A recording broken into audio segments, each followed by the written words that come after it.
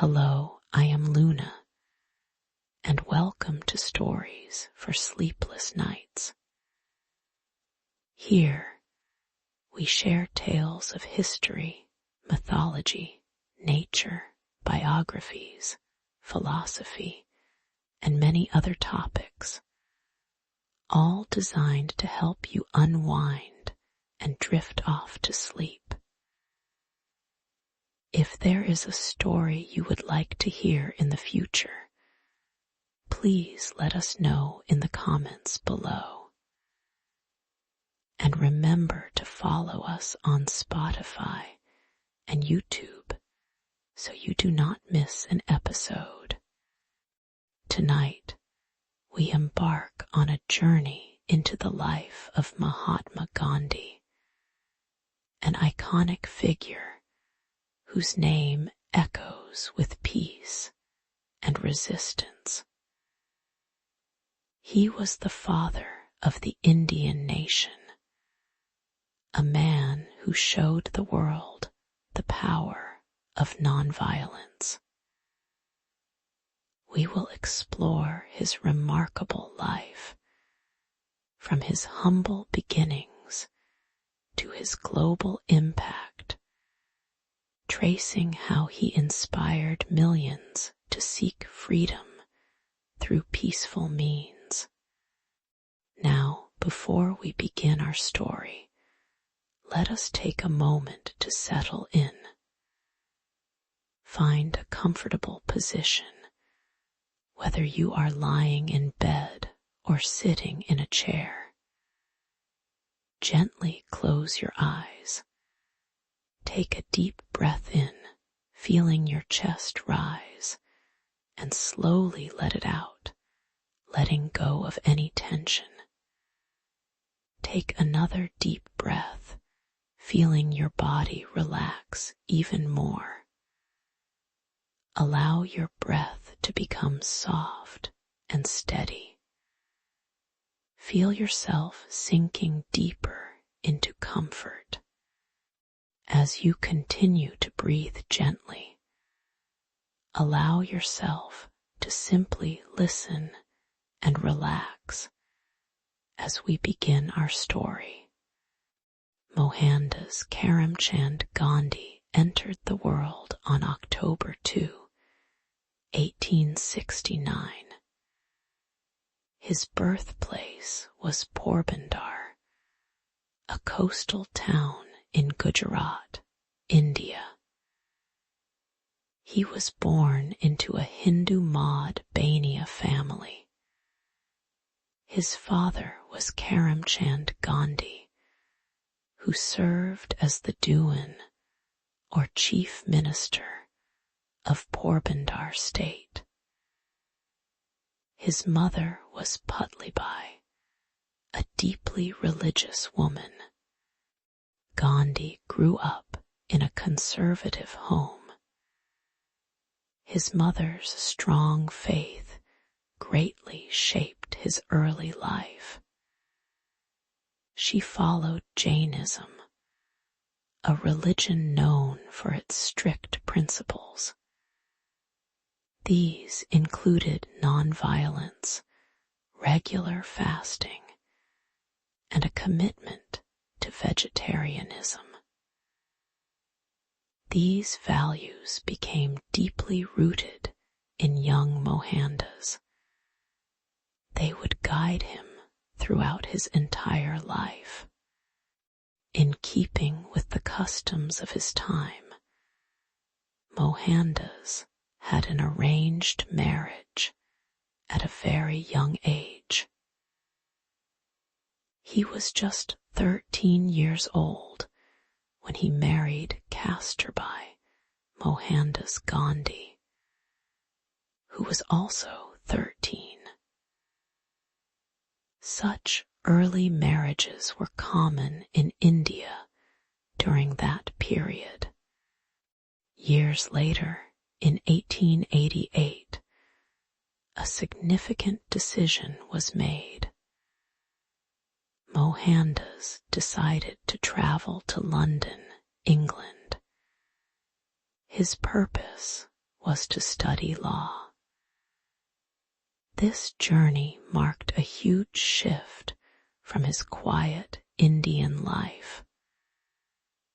London was a world away, bustling, and very different from his home. He experienced a deep cultural shock. When he first arrived, Mohandas tried very hard to fit in with Western ways. He bought new clothes, took dance lessons, and even tried to learn to play the violin.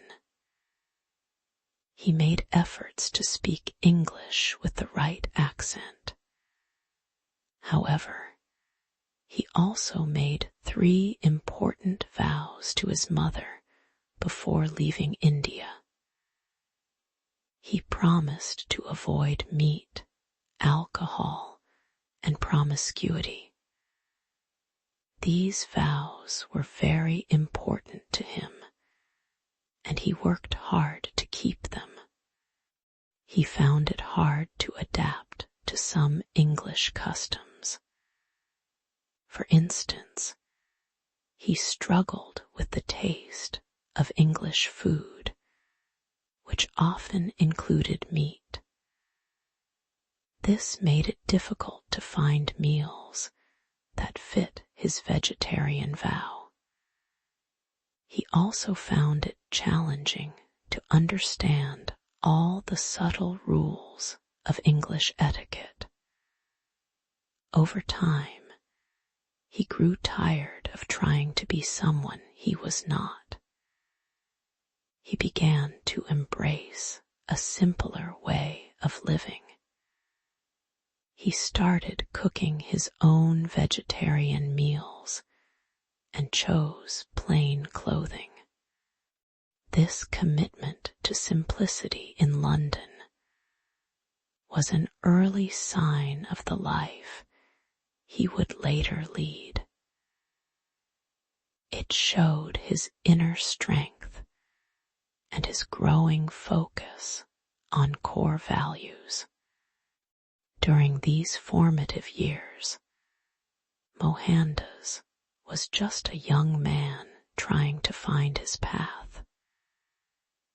No one yet called him Mahatma, which means great soul. This title would be given to him much later by the Indian poet Rabindranath Tagore. But even in these early experiences, the seeds of his future greatness were being sown. The challenges he faced and the choices he made in London were slowly shaping the man who would one day lead a nation. After his time studying law in London, a new chapter began for Mohandas Gandhi. In 1893, he accepted an offer to work as a legal representative. This job took him to South Africa. He went there to help an Indian merchant with a legal case. He expected to stay for about a year, but South Africa was very different from what he knew. Indians living there faced terrible racial discrimination. They were treated as second-class citizens. They were often called coolies, a disrespectful term. There were laws and customs that separated people based on their race, much like the later system of apartheid. Indians could not vote. They could not own land in certain areas. They were forced to live in specific districts.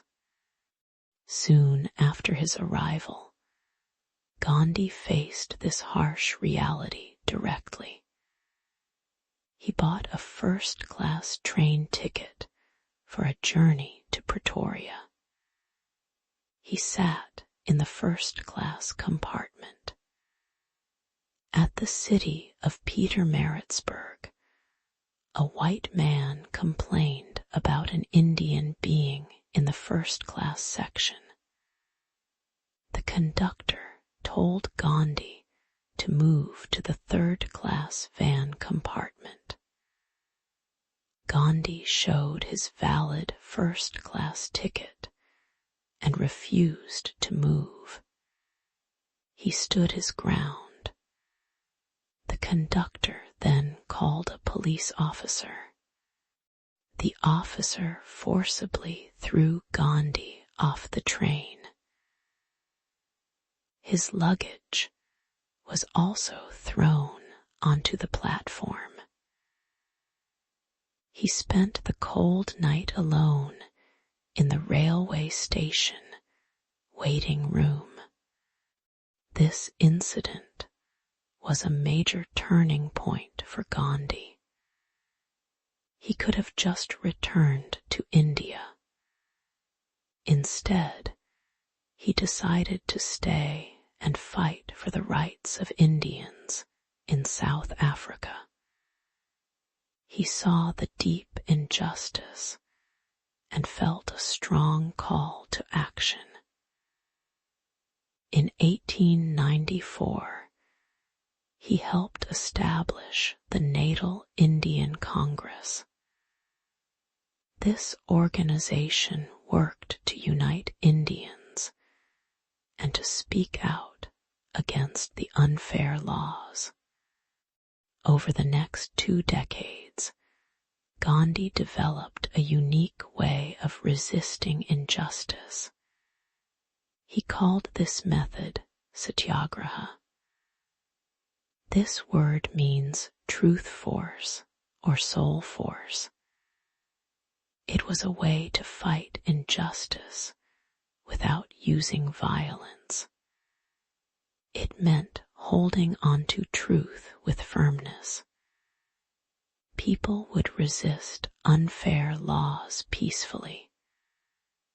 They would not fight back with fists or weapons. Instead, they would use their inner strength and moral courage. He led many Satyagraha campaigns.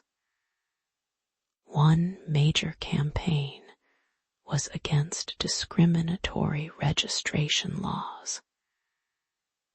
These laws forced all Indians to carry special registration certificates, like passes. If they did not, they could be arrested.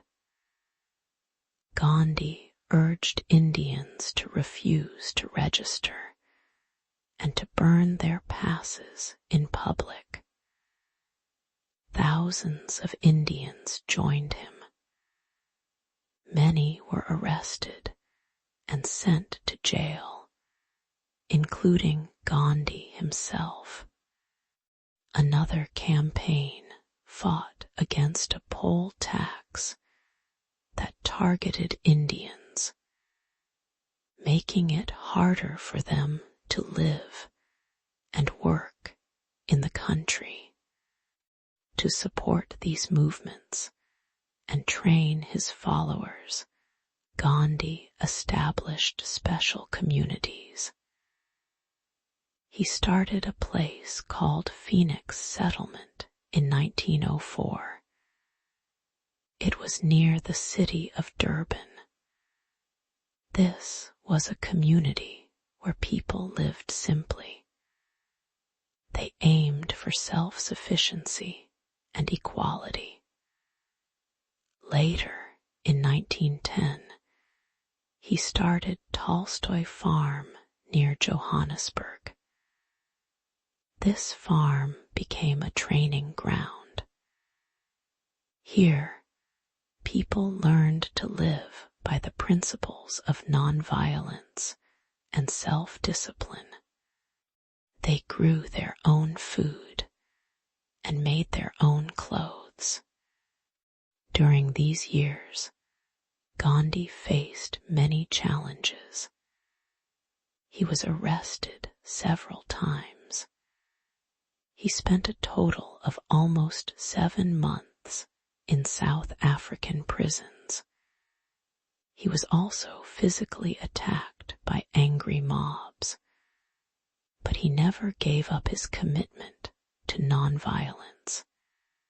He even gave up his successful legal practice. He devoted himself entirely to the struggle for justice. His time in South Africa transformed him from a shy lawyer into a determined leader. He was ready to lead a much bigger fight. After more than 2 decades in South Africa, Mohandas Gandhi felt it was time to return home. In 1915, he made his way back to India. He did not jump straight into political action. A respected Indian political leader named Gopal Krishna Gokhale had advised him to take his time. Gokhale told Gandhi to spend a full year traveling across India. He should observe and listen to the people. He should understand the real conditions of his homeland before engaging in any political movements. Gandhi took this advice to heart. He traveled extensively, seeing the poverty and struggles of ordinary Indians firsthand. His first major test in India came in 1917. This was in the Champaran district of Bihar. Here, poor indigo farmers were suffering greatly.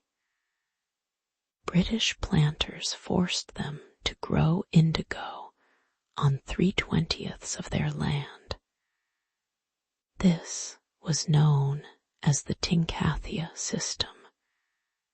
They were paid very little for this indigo. They also had to sell it only to the British planters. If they tried to grow food instead, they faced harsh punishments. Gandhi heard about their plight. He traveled to Champaran to investigate. The British authorities tried to make him leave, but Gandhi refused. He said he was there to help the poor. He began to interview thousands of farmers. He recorded their statements about the injustice. He organized peaceful protests. His presence and his methods of nonviolent resistance brought much attention to the farmers' problems. The British government was pressured to act. They set up an inquiry committee.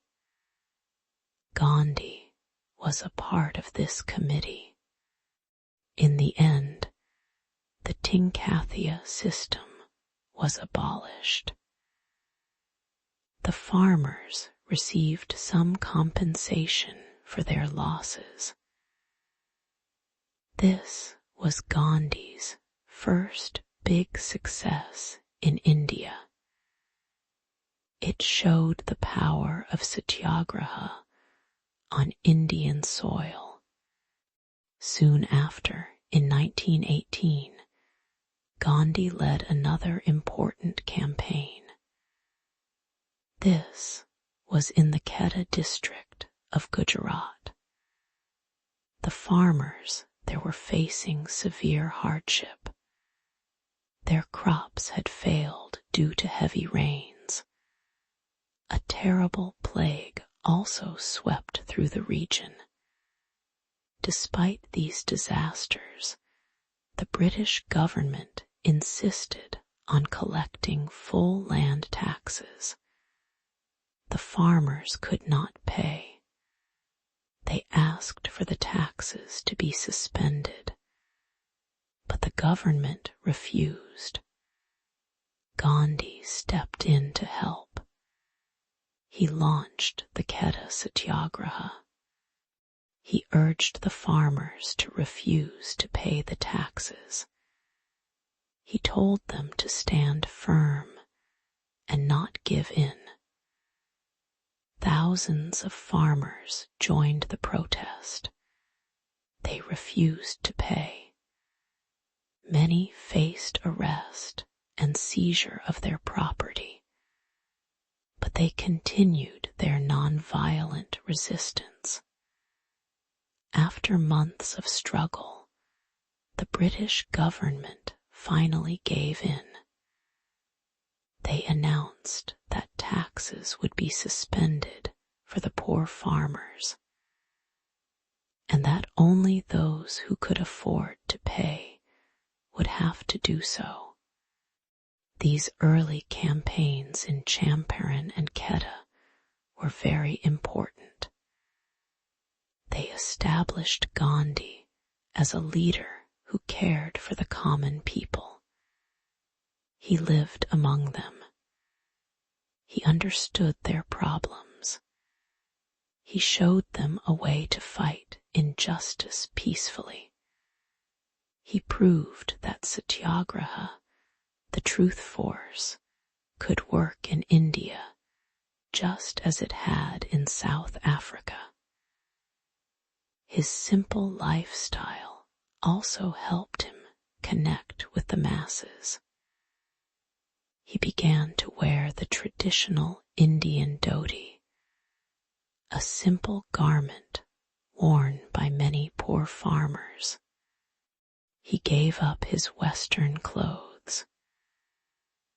This act symbolized his solidarity with the common people.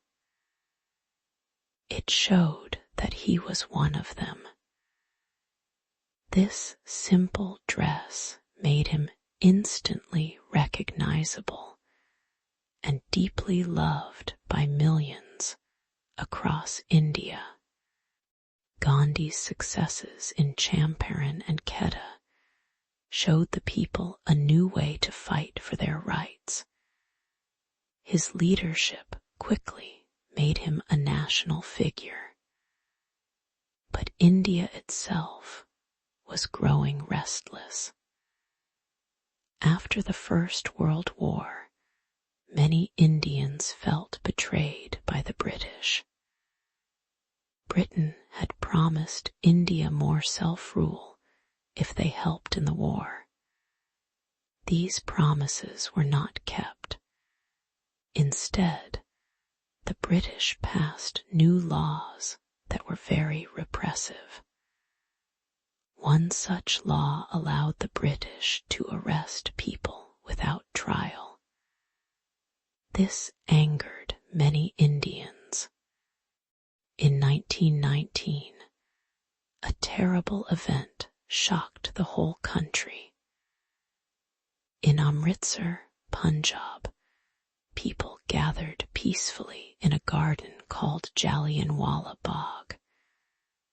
They were there to protest the new laws.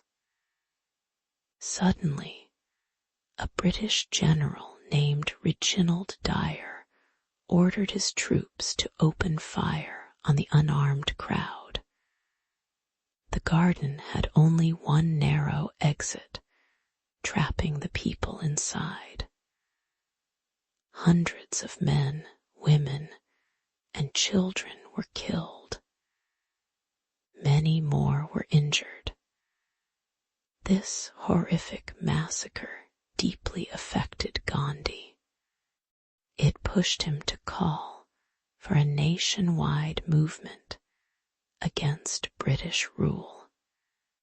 This led to the non-cooperation movement, which began in 1920. Gandhi believed that if Indians stopped cooperating with the British, their rule would collapse. The main goal of this movement was Swaraj, which means self-rule. People were asked to boycott British goods and use Indian-made products instead. They left British schools and colleges. Lawyers gave up their British courts.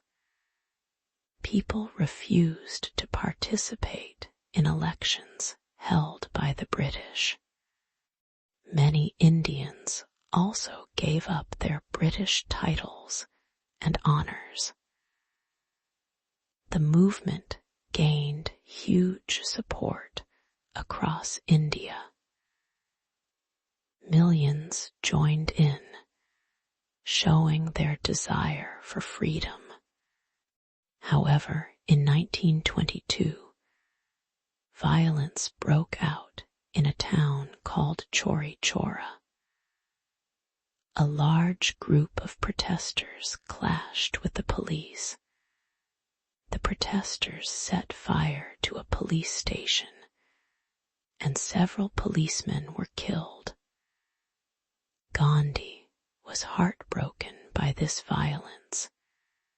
His belief in nonviolence, or ahimsa, was absolute. He felt that the country was not yet ready for a truly nonviolent struggle. So, he made the difficult decision to stop the non-cooperation movement. Many leaders and followers were disappointed, but Gandhi believed that violence would only harm their cause.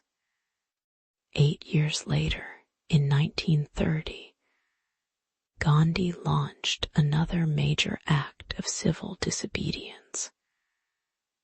This was the famous Dandi March, also known as the Salt Satyagraha. The British government had a monopoly on salt production.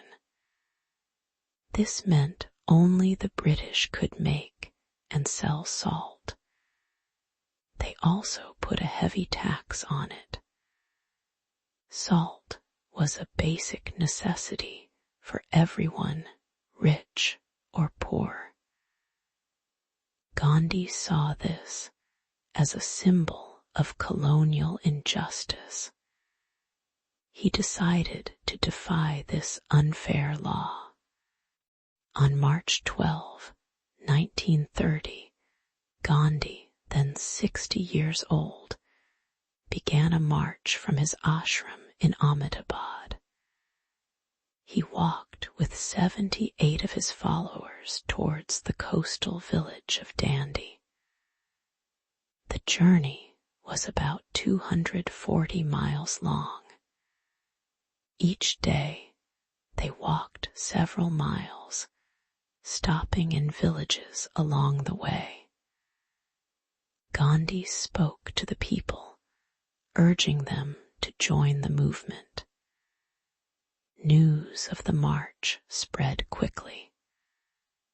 By the time they reached Dandi on April 6, thousands had joined him. When they arrived, Gandhi walked into the sea and picked up a lump of salty mud. He then boiled it in seawater to make his own salt. This simple act of making salt was a direct challenge to British authority. It was a powerful symbol of defiance. Millions across India followed his example. They made salt in their homes or collected natural salt from the seashores. They also bought illegal salt. Thousands were arrested, but the movement continued. The Dandi March drew global attention. Newspapers around the world reported on Gandhi's nonviolent protest. It showed the moral weakness of British rule to the entire world. The movement put great pressure on the British government. This led to negotiations between Gandhi and the British Viceroy, Lord Irwin. They signed the Gandhi-Irwin Pact. Gandhi also attended the Round Table conferences in London to discuss India's future. While these events did not bring immediate independence, they marked a significant step forward.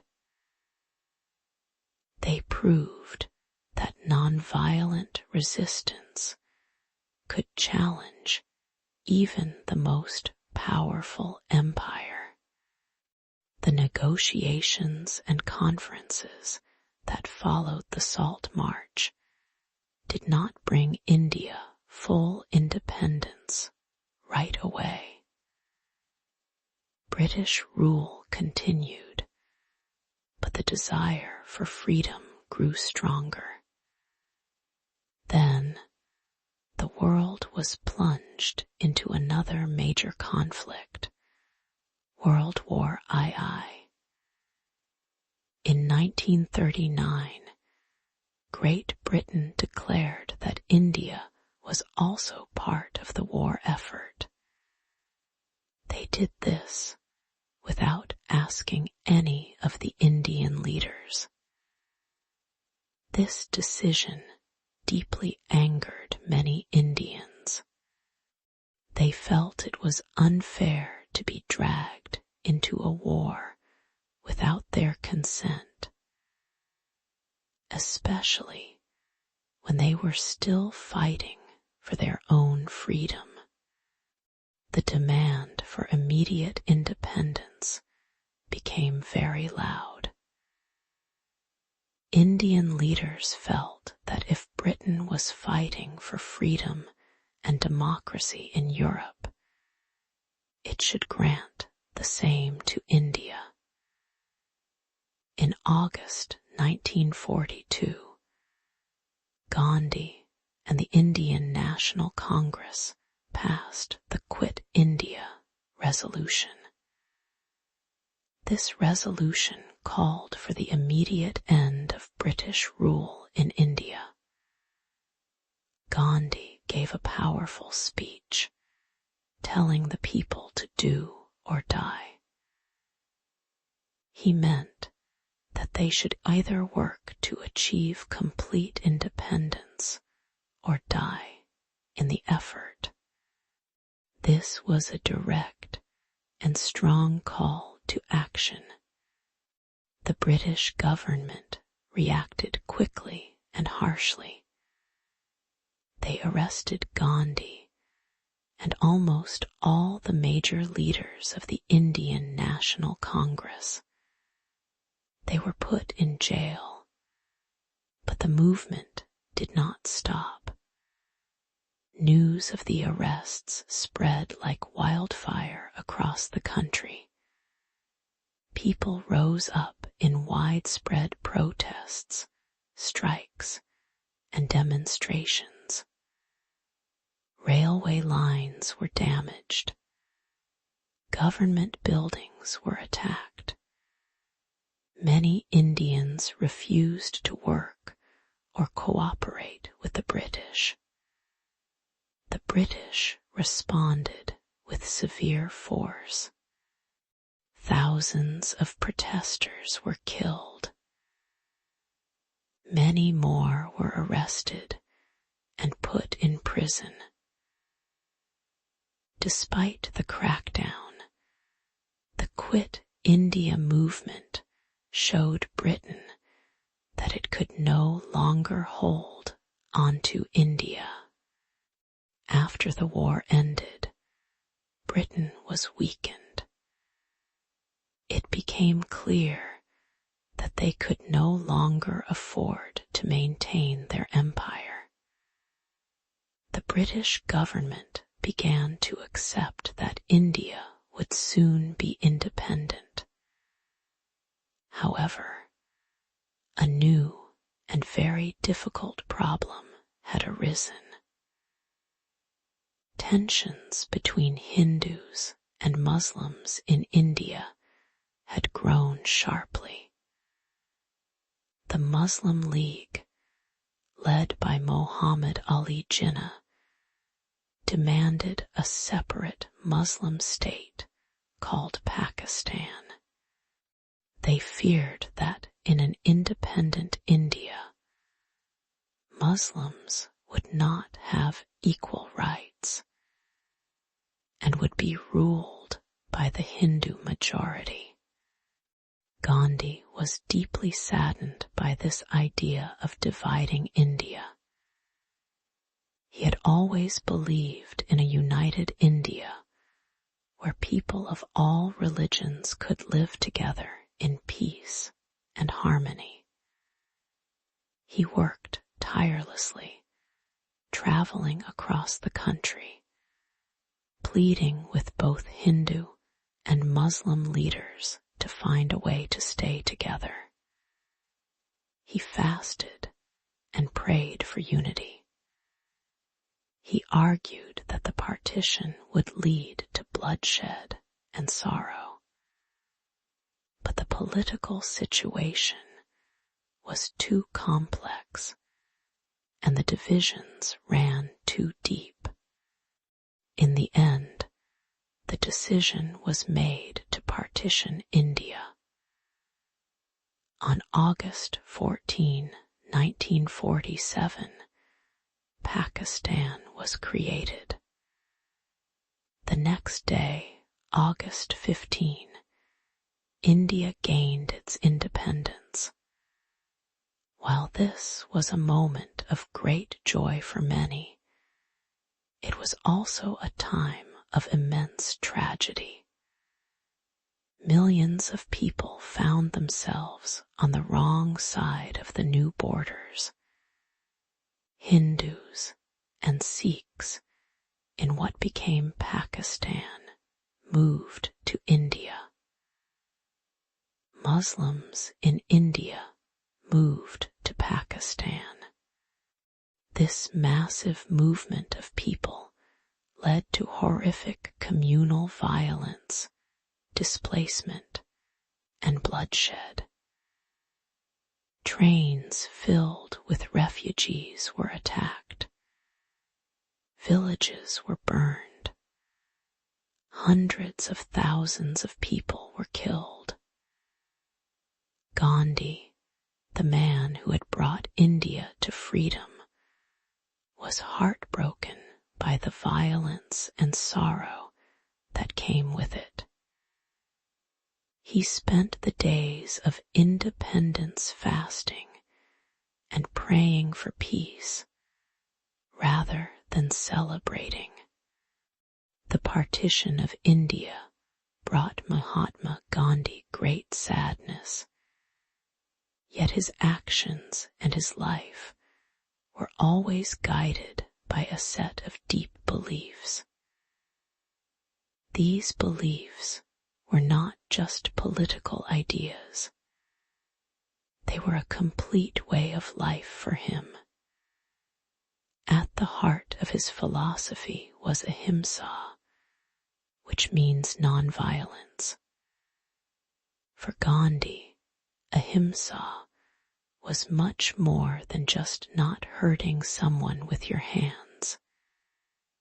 It meant not harming anyone with your thoughts, your words, or your actions. It was a commitment to love and compassion for all living beings.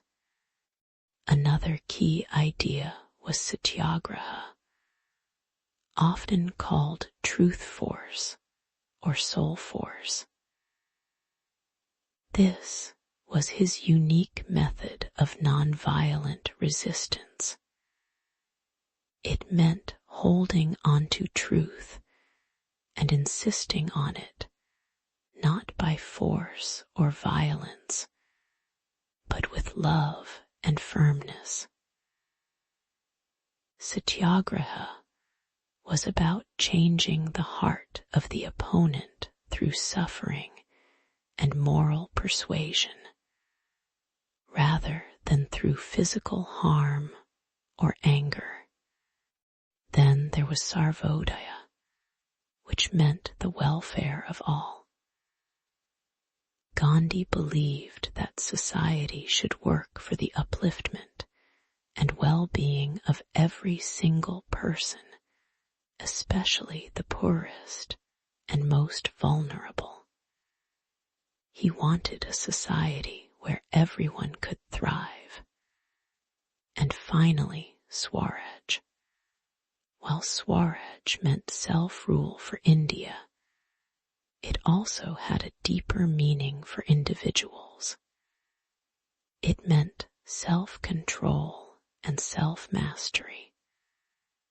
It was about each person taking charge of their own life, their own thoughts, and their own desires. These principles shaped every part of Gandhi's daily existence. His diet was simple, focusing on vegetarian food, and often including periods of fasting. His clothing was the traditional Indian dhoti, made from simple, hand-spun cotton cloth called khadi. He spun khadi on his own spinning wheel every day. This act of spinning was not just about making clothes. It was a symbol of self-sufficiency for villages, and a way to reduce India's dependence on British goods.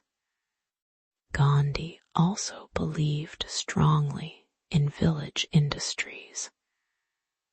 He wanted local communities to produce their own goods, creating strong, self-reliant villages. He introduced the idea of trusteeship. This meant that wealthy people should not just own their riches for themselves. Instead, they should act as trustees, holding their wealth in trust for the benefit of society. They should use their resources to help others and improve the community.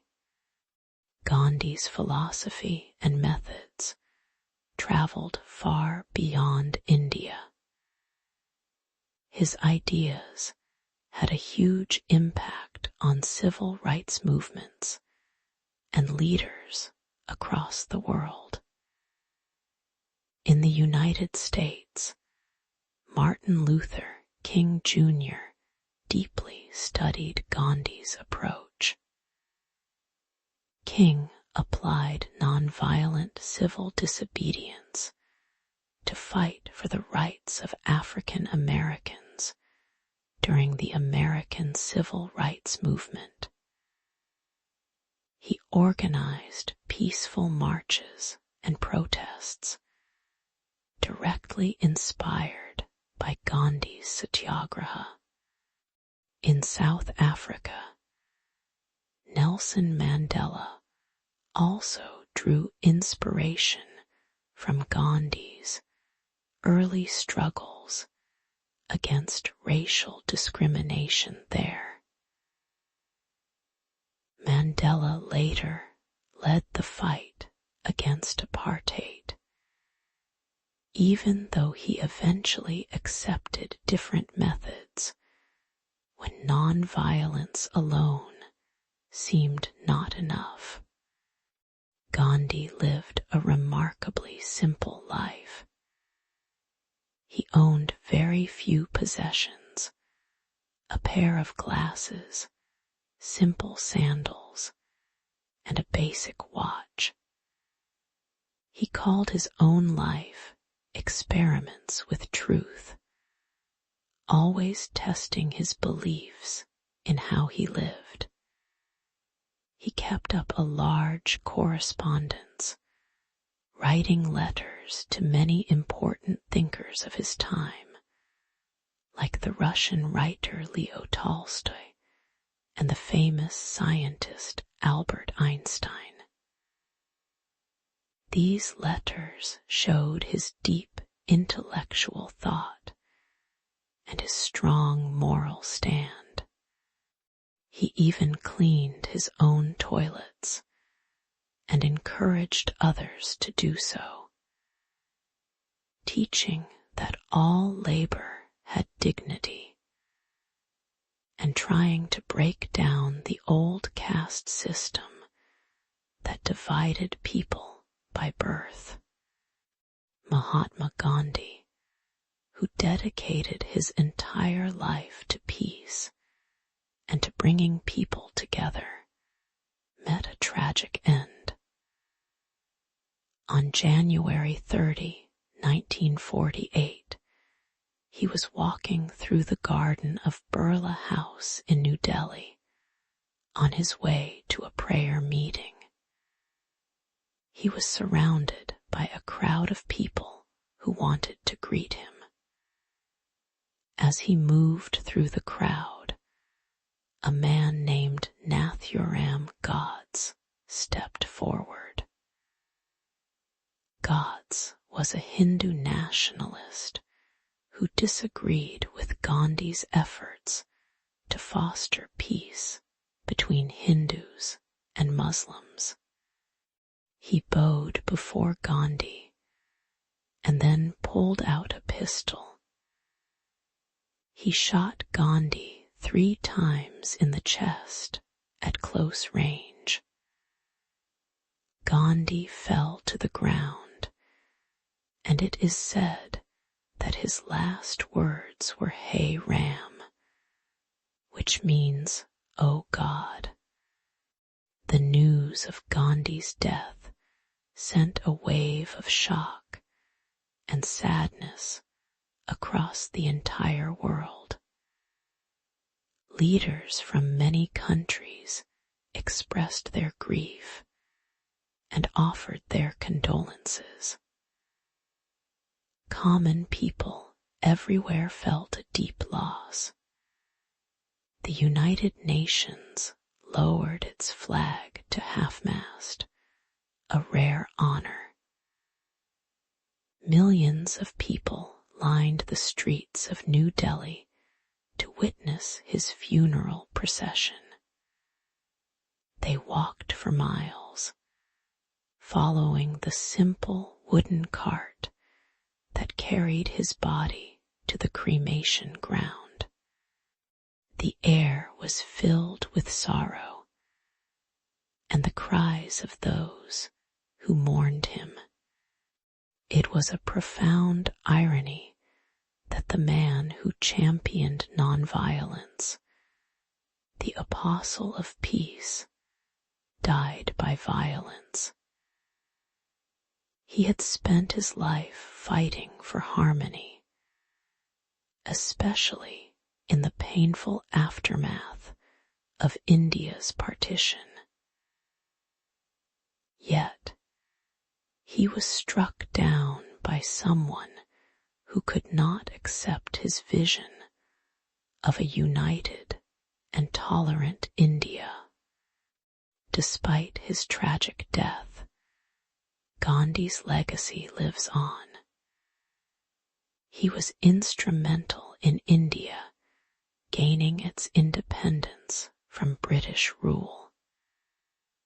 He showed the world that nonviolent resistance could be a powerful and effective tool for change.